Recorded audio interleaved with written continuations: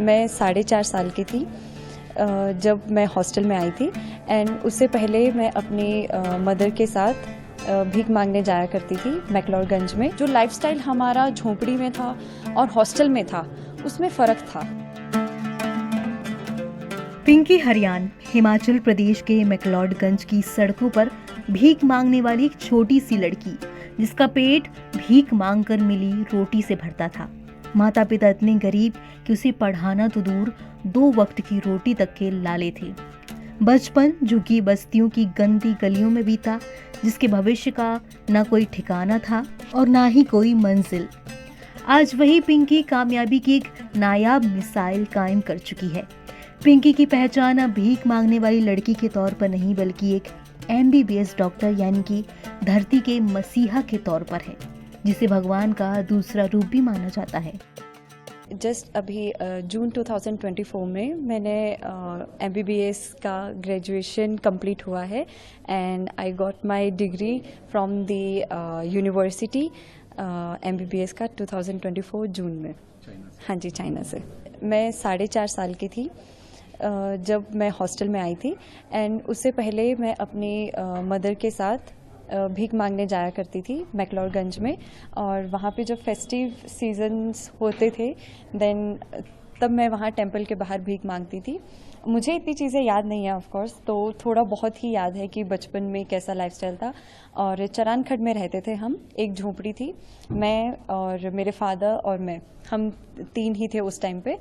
तो वहाँ पे गुरुजी ने 2004 में मुझे सेलेक्ट किया and I am grateful for that कि मुझे एक मेरी नई ज़िंदगी अगर कहें तो मेरी 4.5 साल उम्र में मेरी नई ज़िंदगी का सफ़र स्टार्ट हुआ है उस टाइम पे। So I am grateful for that and I am grateful for my parents also कि उस टाइम पर उन्होंने अपने दिल पर पत्थर रख कर मुझे एजुकेशन की तरफ जाने का मौका दिया, क्योंकि शायद अगर उस टाइम पे वो भी इम्पोर्टेंस ऑफ एजुकेशन नहीं समझते तो शायद मैं आज यहाँ पर नहीं होती। और गुरुजी ने हमें उस टाइम पे 4-4.5 साल की उम्र में, और 4 साल की उम्र में अपनी पेरेंट्स से दूर जाना वो बहुत ही ज़्यादा चैलेंजिंग होता है आई थिंक, क्योंकि दिमाग में कुछ भी नहीं आता, बट एक माँ के पास रहना वो बहुत ही ऐसा, मुझे बहुत ज़्यादा आदत थी। एंड वो वहाँ जब हॉस्टल में गए बहुत ऐसा फील होता था, होम सिकनेस था। बट उस टाइम पे नविता मैम और गुरुजी ने बिल्कुल अपने माँ बाप की तरह हमारा ध्यान रखा एंड धीरे धीरे चीज़ें हमें अच्छी लगने लगी, क्योंकि जो लाइफस्टाइल हमारा झोपड़ी में था और हॉस्टल में था उसमें फ़र्क था। हम लोग जो घर में रहते थे तो मुश्किल से एक दिन में 1 मील या फिर 2 मील ही पॉसिबल हो पाता था, बट हॉस्टल में जब 4 साल की उम्र में, 4.5 साल की उम्र में थे तो वो लाइफस्टाइल बहुत अच्छा मिला हम लोगों को। प्रॉपर खाना, देन वॉशरूम्स और वो प्रॉपर पढ़ाई का वो स्केड्यूल और थोड़ा मस्ती एंड ऑल, वो रियल बचपन का जो फील हुआ वो उस टाइम पे हुआ कि ये बचपन होता है। पिंकी की कहानी शुरू होती है साल 2004 से, जब उनकी जिंदगी ने अचानक करवट ली। परिवार बेहद गरीबी से जूझ रहा था और चरण खुद नाम की एक झुग्गी बस्ती में रहता था। उनके माता पिता भीख मांगकर गुजारा करते थे, लेकिन एक दिन उनकी मुलाकात टोंगलेन चैरिटेबल ट्रस्ट के निर्देशक और तिब्बती भिक्षु लोबसांग जामयांग से हुई। उसके बाद क्या हुआ, जामयांग ने बताया कि ऐसे ही कितने बच्चे हैं जिनके जीवन में ये बदलाव घटित हो रहा है।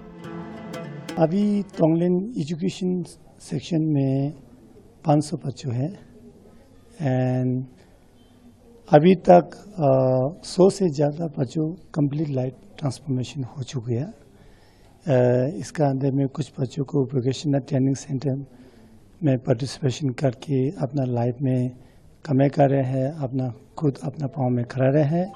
कुछ बच्चों यूनिवर्सिटी में जाके नर्स बन के, इंजीनियरिंग बन के, कुछ अलग अलग प्रोफेशन में उनको जो वो करके अपना लाइफ में जी रहा है। तो 100 से ज़्यादा बच्चों को कंप्लीट ट्रांसफॉर्मेशन हो चुका है।